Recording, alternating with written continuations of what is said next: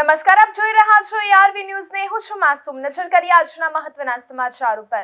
રાજકોટ જિલ્લાના ગોંડલના ગુંદાળા રોડ પર આવેલી અવની ઓઇલ મિલમાં એક અત્યંત કરુણ અને હૃદયદ્રાવક ઘટના સામે આવી છે. મૂળ પંચમહાલના ઘોલણપુર ગામના 55 વર્ષીય મહિલા શ્રમિક શારદાબેન લક્ષ્મણભાઈ ખાંટ, જેઓ પોતાના દીકરા અને ભત્રીજા સાથે માત્ર એક દિવસ પહેલા જ ગોંડલ કામરથી આવ્યા હતા.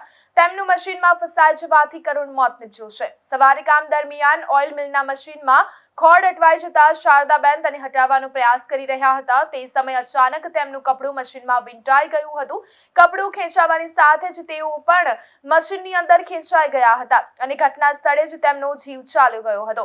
આ સમગ્ર કાળજું કંપાવી દેનારી ઘટના મિલમાં લાગેલા CCTV કેમેરામાં કેદ થઈ ગઈ છે. હાલ ગોંડલ પોલીસે આ મામલે ગુનો નોંધીને વધુ તપાસ હાથ ધરી છે. અમરેલી જિલ્લાના સાવરકુંડલામાં ખનીજ માફિયાઓનો બેફામ આતંક સામે આવ્યો છે. સાવરકુંડલાના ધજડી ખાંભા માર્ગ પર ખાણ ખનીજ વિભાગની ટીમે ગેરકાયદેસર રેતી ભરેલું એક ટ્રેક્ટર ઝડપી પાડ્યું હતું. આ કાર્યવાહીથી ઉશ્કેરાયેલા ખનીજ માફિયાઓએ ખાનગી કારમાં આવેલા ખાણ ખનીજ વિભાગના અધિકારીઓ પર લાકડી અને પાઇપ વડે હિંચકારો હુમલો કર્યો હતો. આ હિંસક હુમલામાં અમરેલી ખાણ ખનીજ વિભાગના ઇન્સ્પેક્ટર કાના સોલંકી સહિત 2 સુરક્ષા ગાર્ડ ગંભીર રીતે ઇજાગ્રસ્ત બન્યા હતા. તમામ ઇજાગ્રસ્ત કર્મચારીઓને તાત્કાલિક સારવાર માટે સાવરકુંડલાની સિવિલ હોસ્પિટલમાં ખસેડવામાં આવ્યા છે. આ સમગ્ર મામલે હાલ પોલીસ મથકે અજાણ્યા શખ્સો વિરુદ્ધ ગુનો નોંધી કાયદેસરની કાર્યવાહી હાથ ધરવામાં આવી છે. મહેશ બારૈયા, અમરેલી. ખેડા જિલ્લાના મુખ્ય મથક નડિયાદ ખાતે આવેલી વેદ સુપર મલ્ટી સ્પેશિયાલિટી હોસ્પિટલ દ્વારા તબીબી ક્ષેત્રે એક ઐતિહાસિક સિદ્ધિ હાંસલ કરવામાં આવી છે. હોસ્પિટલના મુખ્ય ઓર્થો સર્જન ડોક્ટર વૈભવ પટેલની આગેવાની હેઠળ જિલ્લામાં સૌપ્રથમ વખત ઘૂંટણના 300 થી વધુ સફળ રોબોટિક ની રિપ્લેસમેન્ટ ઓપરેશન પૂર્ણ કરાયા છે. 1.25 વર્ષ અગાઉ શરૂ કરાયેલી આધુનિક ટેકનોલોજીનો લાભ નડિયાદ ઉપરાંત મુંબઈ, સુરત, વડોદરા અને આણંદના દર્દીઓ પણ લઈ રહ્યા છે. ચરોતર પંથકમાં 7 શાખાઓ ધરાવતી આ હોસ્પિટલમાં આધુનિક રોબોટિક સર્જરી માટે 1.50 લાખ અને ₹1.75 લાખના વિશેષ પેકેજ રાખવામાં આવ્યા છે, જે ગરીબ અને મધ્યમ વર્ગના પરિવારો માટે આશીર્વાદરૂપ સાબિત થઈ રહ્યા છે. ડોક્ટર વૈભવ પટેલે અત્યાર સુધીની 8 વર્ષના કરિયરમાં 12,000થી વધુ સફળ ઓપરેશન કર્યા છે અને આ અત્યાધુનિક સારવારથી ચરોતર પંથકના મેડિકલ સ્તરમાં મોટો સકારાત્મક બદલાવ આવ્યો છે. ચિરાગ પટેલ, નડિયાદ. નમસ્કાર, હું છું doctor Vaibhav Patel, orthopaedic surgeon and joint replacement સર્જન. તો આજે આપણે બધા ભેગા થયા છે કારણ કે એક ખુશીના સમાચાર છે કે આપણે ચરોતર અને ખેડાના સૌથી વધારે રોબોટિક ની રિપ્લેસમેન્ટ 300+ આપણે સંપૂર્ણ કરેલા છે. તેથી આ એક ખુશીના સમાચાર માટે આપણે ભેગા થયા છે. અને વેદ હોસ્પિટલની ખેડા જિલ્લામાં તાલુકા વાઇઝ ઘણી શાખાઓ છે અને અમે સેવાનું કામ આપીએ છીએ. ઇમરજન્સી દર્દીઓ હોય, જે હેડ ઇન્જરી છે, અટેક છે, એ બધા ઇમરજન્સીમાં બચાવતા હોઈએ છે. અને અત્યારે આપણે ખેડા જિલ્લામાં 7 શાખાઓ છે. ખેડામાં, ખાતરજમાં, મહેમદાવાદ, મહુધા, ડાકોર, પણસોરા, કઠલાલ અને જે મેઇન શાખા છે નડિયાદ છે, વસો અને ખેડા પ્રોપર.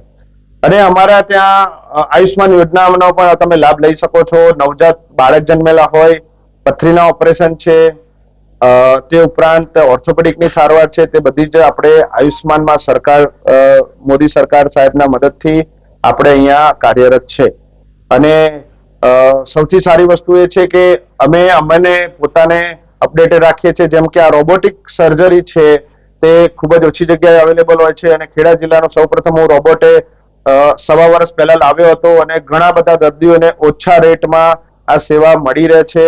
અને એક સારી સર્વિસ છે. પલાઠી વાળીને બેસી શકાય છે, સ્નાયુ કપાયા વગરનું ઓપરેશન છે અને ખૂબ જ સારા રિઝલ્ટ છે રોબોટિક સર્જરીના. અને પ્રિસિઝન ચોકસાઈ હોય છે અને રિઝલ્ટ જે પહેલા ફેલર રેટ હતા 15 થી 20%, એ હવે ઘટીને ફક્ત 3 થી 4% થઈ ગયા છે.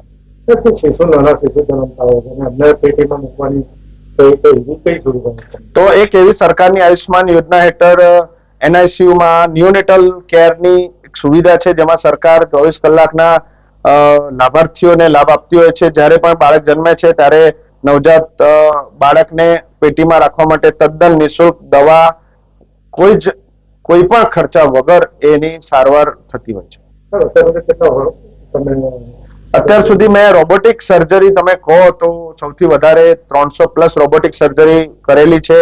અને તે ઉપરાંત આપણે મારા ઓર્થોપેડિક કેરિયર કહો તો 8 વર્ષમાં મેં 12,000 થી પ્લસ વધારે સર્જરી કરેલી છે. ખેડા જિલ્લામાં છેલ્લા 3 મહિનાથી આતંક મચાવનારી ઢોર ચોરી ગેંગનો કઠલાલ પોલીસે પર્દાફાશ કર્યો છે.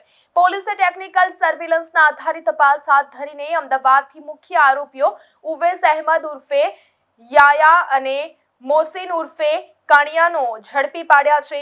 આ શાતીર ચોરોની પૂછપરછમાં ચોંકાવનારી મોડસ ઓપરેન્ડી સામે આવી છે. તેઓ દિવસ દરમિયાન રેકી કરતા અને મોડી રાત્રે પશુઓને ક્રીમવાળા બિસ્કિટ ખવડાવી અવાજ ન કરી શકે તે માટે મોઢા પર ફેવિક્વિક ચોંટાડીને ગાડીમાં ભરી રફુ ચક્કર થઈ જતા હતા. આરોપીઓએ ખેડા ઉપરાંત ગુજરાતના અન્ય જિલ્લાઓમાં પણ ઢોર ચોરી કરી હોવાની કબૂલાત કરી છે. આ ટોળકીના અન્ય 4 સાગરીતોને પકડવા માટે પોલીસે ચક્રો ગતિમાન કર્યા છે, જેનાથી પશુપાલકોમાં મોટી રાહત જોવા મળી રહી છે. ચિરાગ પટેલ, કઠલાલ. ભાવનગર જિલ્લાના તળાજા તાલુકાના ઉંચડી ગામમાં વન વિભાગે મોટી કાર્યવાહી કરી છે. ગામની એક વાડીમાં વન્યજીવોના શિકાર કે રક્ષણના બહાને ગેરકાયદેસર રીતે ખુલ્લો વીજ પ્રવાહ કરંટ છોડવામાં આવ્યો હોવાની બાતમી વન વિભાગને મળી હતી.